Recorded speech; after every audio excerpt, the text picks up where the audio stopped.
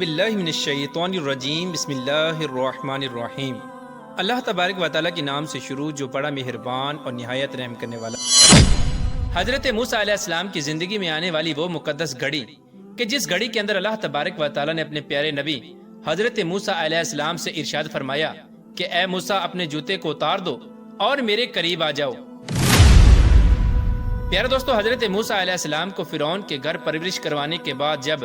حضرت موسیٰ علیہ السلام بڑے ہو گئے اور جب حضرت موسیٰ علیہ السلام کو اس منصب نبوت پر فائز کرنے کا وقت آیا کہ جن کے لیے ان کو پیدا کیا گیا تھا، تو کس طرح اللہ تبارک و تعالیٰ نے کوہ طور پر اپنی تجلی کا ظہور فرمایا اور کس طرح حضرت موسیٰ علیہ السلام کو اپنے قریب بلایا اور حضرت موسیٰ علیہ السلام سے بذات خود کلام فرمایا اور ان کو منصب نبوت پر فائز فرمایا۔ پیارے دوستو، آج کی اس ویڈیو میں ہم آپ کو بتائیں گے کہ کوہ طور پر اللہ تبارک و تعالیٰ نے اپنی تجلی کا ظہور کس طرح کیا اور اللہ تبارک و تعالیٰ نے حضرت موسیٰ علیہ السلام کو کون کون سے معجزات سے نوازا اور حضرت موسیٰ علیہ السلام اور اللہ تبارک و تعالیٰ کے درمیان کون سی گفتگو ہوئی۔ پیارے دوستو، ان تمام تر سوالات کے جوابات قرآن و حدیث کی روشنی میں آج کی اس ویڈیو میں ہم آپ کو بتائیں گے، لہٰذا آپ سے ہماری یہ گزارش ہے کہ ہماری اس ویڈیو کو اینڈ تک ضرور دیکھیے گا۔ پیارے دوستو، اللہ تبارک و تعالیٰ نے اپنی شان کی جلوہ گری دکھاتے ہوئے حضرت موسیٰ علیہ السلام کو مصر کے اندر اس وقت پیدا فرمایا جب فرعون اپنی سلطنت کے چھن جانے کے خوف سے مصر کے بچوں کا قتل عام کر رہا تھا، اور پھر اسی فرعون کے گھر میں حضرت موسیٰ علیہ السلام کی پرورش فرمائی اور اللہ تبارک و تعالیٰ نے حضرت موسیٰ علیہ السلام کو قتل و غارت کے دوران پیدا کر کے اور فرعون ہی کے گھر میں پرورش کروا کر یہ ثابت کیا کہ سب سے بڑا خدا ایک ہی ہے جو عبادت کے لائق ہے، اور وہ اللہ تبارک و تعالیٰ کی ذات ہے جو وحدہ لا شریک ہے اور اس کا کوئی شریک نہیں۔ پیارے دوستو، جب حضرت موسیٰ علیہ السلام جوانی کی حد کو پہنچے تو حضرت موسیٰ علیہ السلام مصر سے ہجرت کر کے حضرت شعیب علیہ السلام کے علاقے مدین کی طرف چلے گئے اور وہاں جا کر حضرت موسیٰ علیہ السلام نے حضرت شعیب علیہ السلام کی 10 سال بکریاں چرائیں، جس کے بعد حضرت موسیٰ علیہ السلام کا نکاح حضرت شعیب علیہ السلام کی بیٹی حضرت صفورہ رضی اللہ تعالی عنہا سے کر دیا گیا۔ جب حضرت موسیٰ علیہ السلام 40 سال کی حد کو پہنچے تو اس وقت حضرت موسیٰ علیہ السلام کو دوبارہ مصر جانے کا حکم ملا، اور بعض روایات میں یہ آتا ہے کہ حضرت موسیٰ علیہ السلام نے حضرت شعیب علیہ السلام سے کہا کہ ایک عرصہ دراز ہو چکا ہے، میں نے اپنے گھر والوں سے ملاقات نہیں کی، اگر آپ کی اجازت ہو تو میں اپنی اہلیہ کو لے کر مصر جانا چاہتا ہوں۔ اس وقت حضرت شعیب علیہ السلام نے حضرت موسیٰ علیہ السلام کو اپنی اہلیہ کے ساتھ مصر جانے کی اجازت دے دی، اور ساتھ ہی حضرت موسیٰ علیہ السلام کو کچھ غلام، بکریاں اور مال بھی عطا کیا۔ چنانچہ اس کے بعد حضرت موسیٰ علیہ السلام حضرت شعیب علیہ السلام کی اجازت پا کر اپنی اہلیہ کو لے کر مصر کی طرف روانہ ہو گئے۔ پیارے دوستو، یہ سخت سردی کا موسم تھا اور حضرت موسیٰ علیہ السلام اپنے اہل و عیال کو لے کر مصر کی طرف روانہ تھے۔ حضرت موسیٰ علیہ السلام کی اہلیہ اس وقت حاملہ تھی، چنانچہ رات کے وقت حضرت موسیٰ علیہ السلام رستہ بھٹک گئے اور کوہ طور پہاڑ کی طرف چلنا شروع کر دیا۔ چنانچہ جب حضرت موسیٰ علیہ السلام اپنے اہل و عیال کو لے کر کوہ طور پہاڑ کے قریب پہنچے تو کافی رات ہو چکی تھی، ہر طرف اندھیرا ہی اندھیرا اور سخت سردی کا موسم تھا۔ چنانچہ حضرت موسیٰ علیہ السلام نے پتھروں سے آگ جلانے کی کوشش کی، لیکن وہ آگ نہ جلی۔ اس کے بعد حضرت موسیٰ علیہ السلام نے اپنے اہل و عیال کو ایک جگہ پر بٹھایا اور خود آگ کی تلاش میں نکل پڑے کہ ہو سکتا ہے کہ یہاں قریب کوئی بستی ہو جہاں سے آگ مل جائے اور اس آگ کی وجہ سے سخت سردی سے بھی بچا جائے اور اس کی روشنی میں سفر بھی طے کر لیا جائے۔ چنانچہ حضرت موسیٰ علیہ السلام اپنے اہل و عیال کو بٹھا کر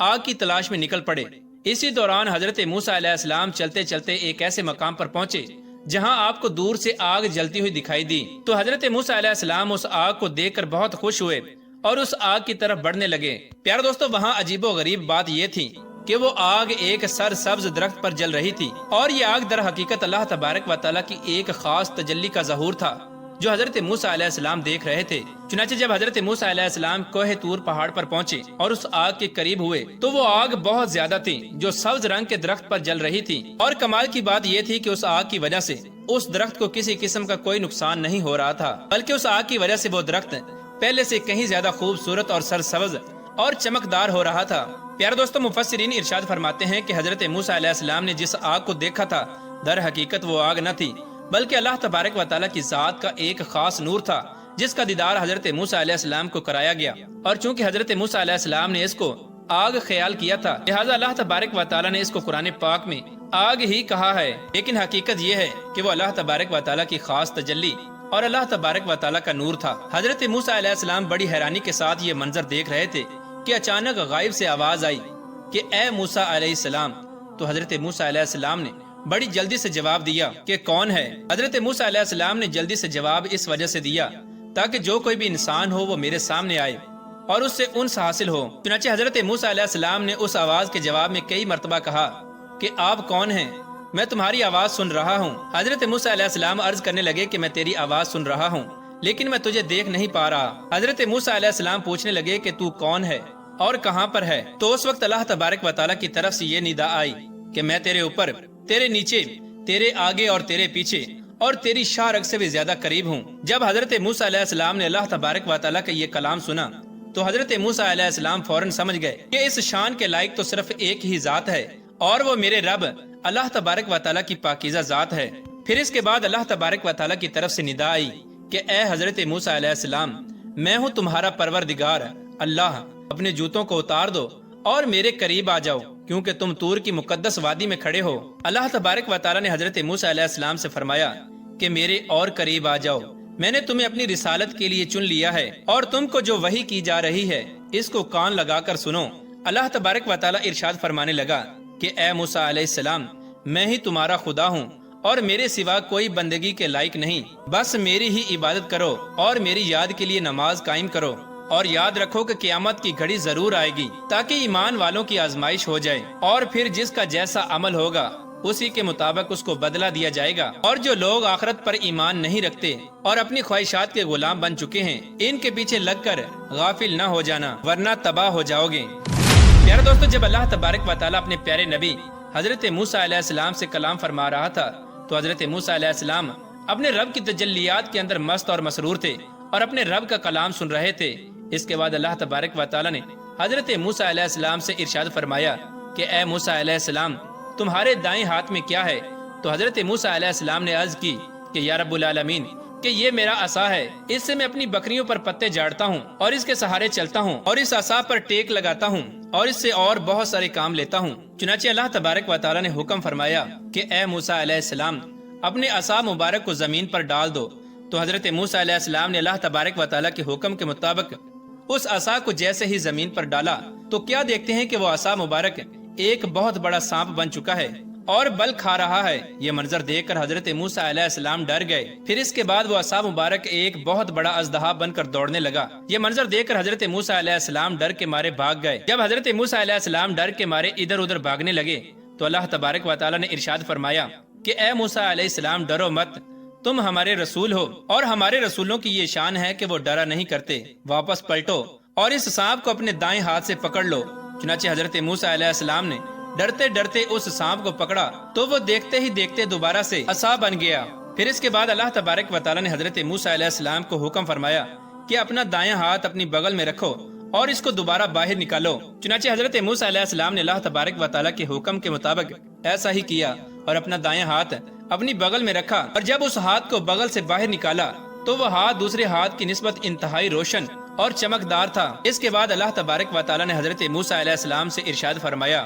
کہ اے حضرت موسیٰ علیہ السلام، ہم آپ کو یہ دو نشانیاں دے رہے ہیں، ایک عصا مبارک اور دوسرا ید بیضا، اور آگے چل کر ہم تمہیں اور بھی نشانیاں دیں گے۔ پیارے دوستو، اس طرح اللہ تبارک و تعالیٰ نے حضرت موسیٰ علیہ السلام کو معجزات سے نوازا اور منصب نبوت کی خوشخبری سنائی۔ اس کے بعد اللہ تبارک و تعالیٰ نے حضرت موسیٰ علیہ السلام کو حکم فرمایا کہ تو فرعون کے پاس جا، وہ بہت زیادہ سرکش اور نافرمان ہو چکا ہے اور اس کی وجہ سے اس کی پوری قوم بد کردار اور گناہوں کے اندر مبتلا ہو چکی ہے، اور اس کو جا کر دعوت حق دو اور میری وحدانیت کی طرف بلاؤ۔ اس کے بعد اللہ تبارک و تعالیٰ نے حضرت موسیٰ علیہ السلام سے ارشاد فرمایا کہ اے موسیٰ علیہ السلام، یہ دو نشانیاں اس بات کی دلیل ہیں کہ آپ اللہ تبارک و تعالیٰ کے سچے رسول اور نبی ہیں۔